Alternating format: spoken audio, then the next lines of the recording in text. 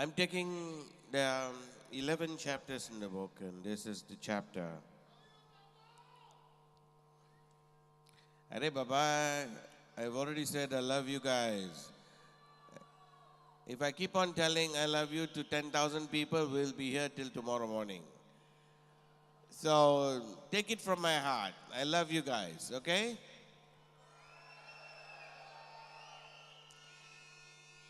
This is a chapter on overcoming adversity. Overcoming adversity is generally, I would imagine, one of the most important things for any one of us here to achieve any measure of success.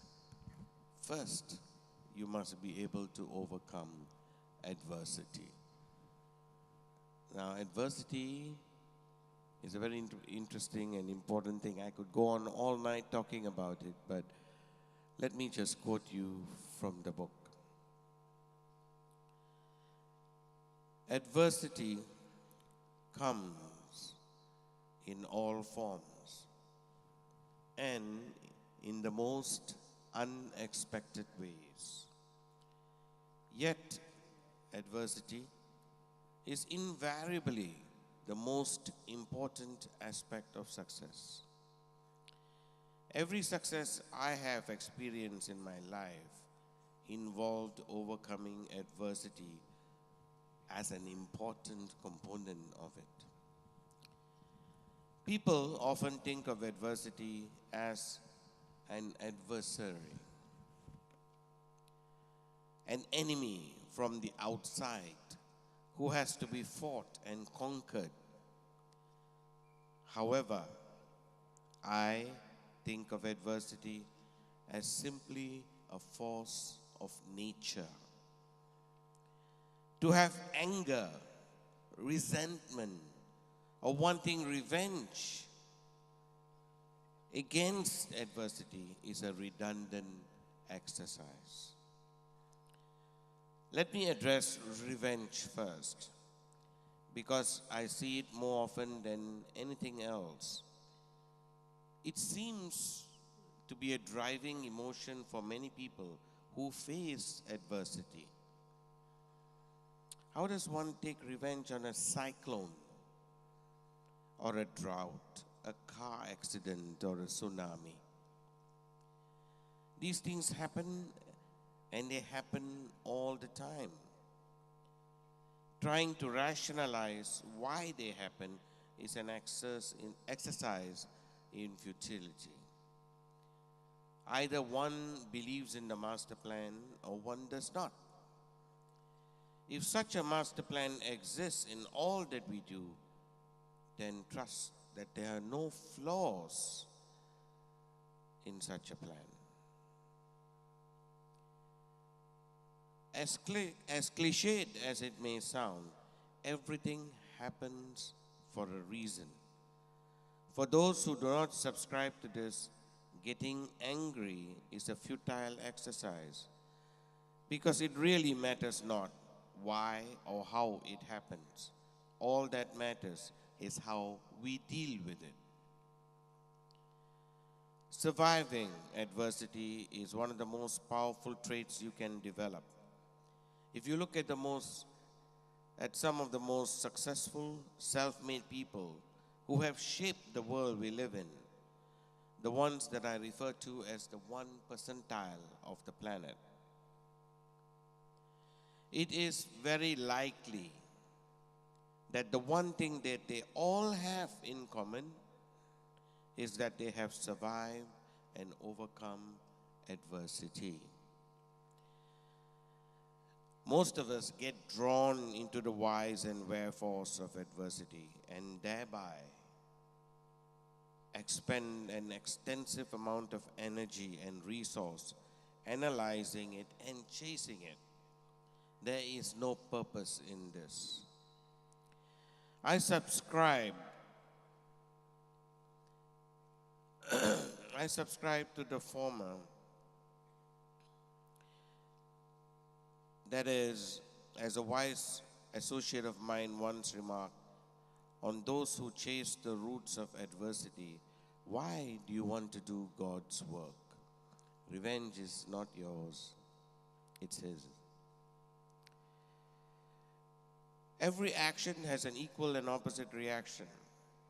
Everything that happens comes back to the person at some point. It's simply a law of nature. Some prefer to call it karma. The way I see it, the forces set into motion by an individual will take its time coming right back to him.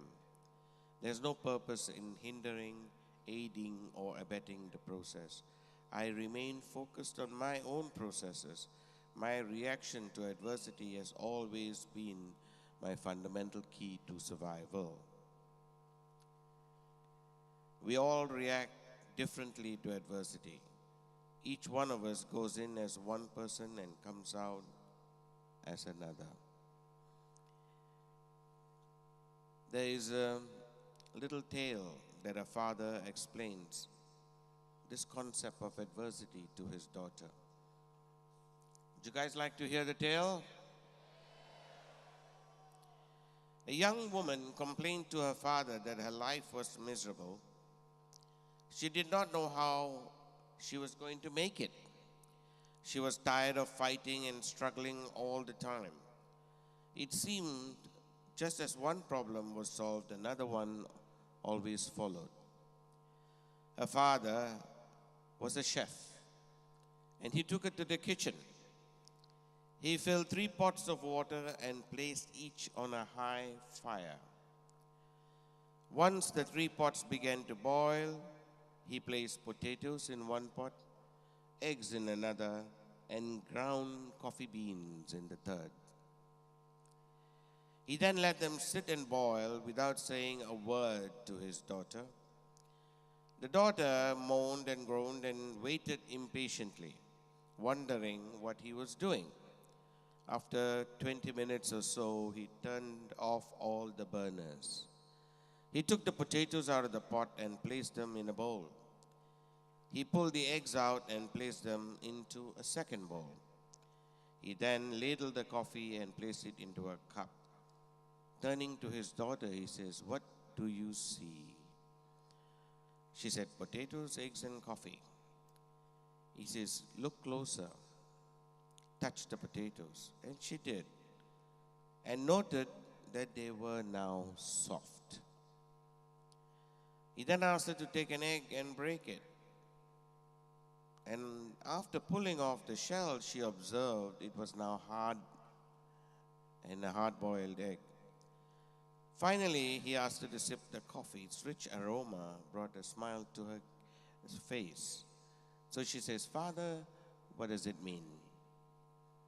He then explained the potatoes, the eggs, and coffee beans had faced the same adversity, the boiling water. However, each one reacted differently. The potato went in strong, hard, and unrelenting. But in boiling water, it became soft and weak. The egg was fragile, with a thin outer shell protecting it until it was put into the boiling water. Then the egg became hard. However, the coffee beans were unique. They were exposed to the boiling water. They changed the nature of the water and created something new. "Which one do you want to be?" he asked his daughter. "When adversity knocks on your door, how do you respond? You want to go from hard to soft, soft to hard, or take over the environment and make it your own? Are you a potato, egg, or coffee bean?"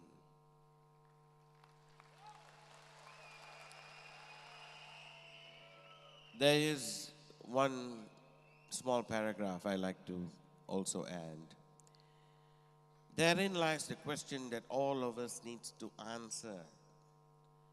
Which one do we want to become? You need to outlast the conditions causing adversity. Everything is temporary. All adverse situations come with a time limit. Everything has a time limit. Inevitably, they will end. They need to end. The key is to survive it first. Survival has simply two aspects: never give up, never give in.